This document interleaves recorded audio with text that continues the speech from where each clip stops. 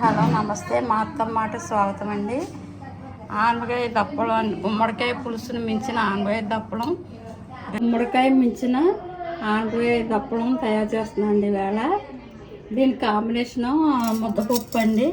ముద్దపప్పును ఈ ఆనపకాయ ముక్కలు కడిగేసి శుభ్రంగా కడిగేసుకుని అది చిన్న చిన్న ముక్కల కింద కట్ చేసుకుని కుక్కర్లో పెట్టేసిన దీని ముద్దపప్పును రెండు ఉడికిపోయి ఇప్పుడు గిన్నె పెట్టుకుని పొయ్యి మీద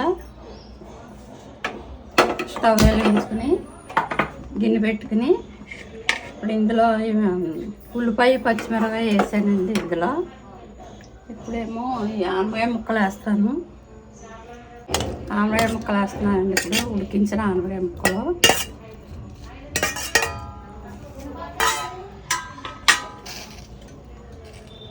ఇప్పుడు చింతపండు పులుసు వేస్తున్నాను. చింతపండు ఎక్కువ పట్టదు, కొంచెం అయితే సరిపోతుంది.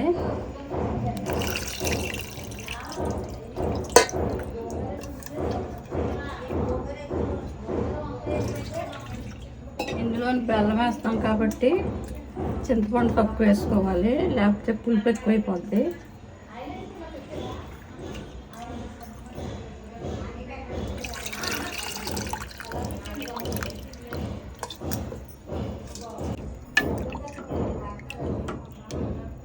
ఇందులోకి అల్లం ముక్కను, అల్లం వెల్లుల్లిపాయ,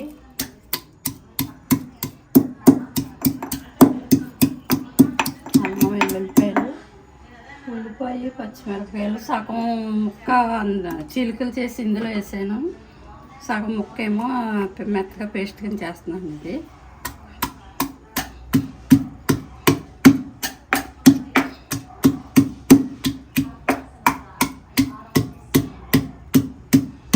ఉల్లిపాయ, అల్లం వెల్లుల్లిపాయ కచ్చపచ్చగా, ఒక పచ్చిమిరపకాయ కచ్చపచ్చగా కొట్టాను. ఇందులో వేసుకోవాలి. ఇది కొంచెం ధనియాల పొడి,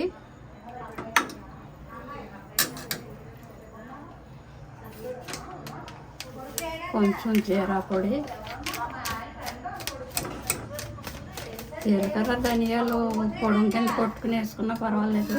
ఈ పొడి ఉంది కాబట్టి ఎల్లుల్లిపాయని జీరా పొడి వేస్తాను.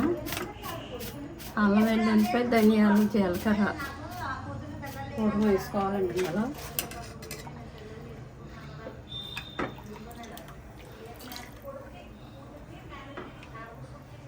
కొంచెం పసుపు, కొంచెం గళ్ళుప్పు వేస్తుందండి. బెల్లం పాత బెల్లం అండి, ఇది తినడం వల్ల రక్తం పడుతుంది. కొంచెం బెల్లం ముక్క, ఇందులో బెల్లం ఎక్కువ పడుతుందండి. ఇది బాగా మరగనివ్వాలన్నమాట, బాగా మరగాలి. ఇది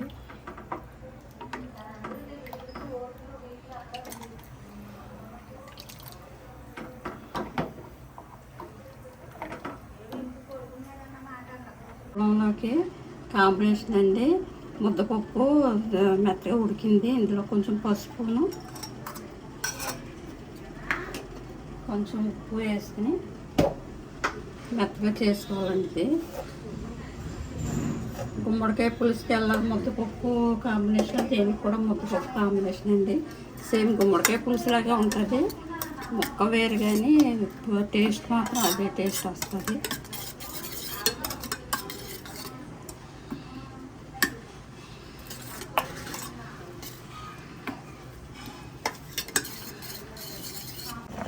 ఆనపకాయ దప్పడం మరుగుతుందండి, బాగా మరగాలండి.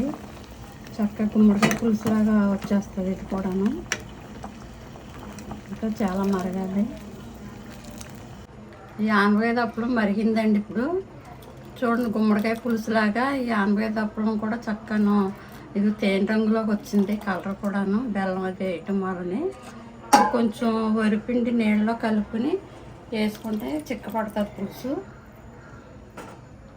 వేసుకుని కాసేపు మరగనివ్వాలి. ఆనపకాయ దప్పడం రెడీ అయిందండి.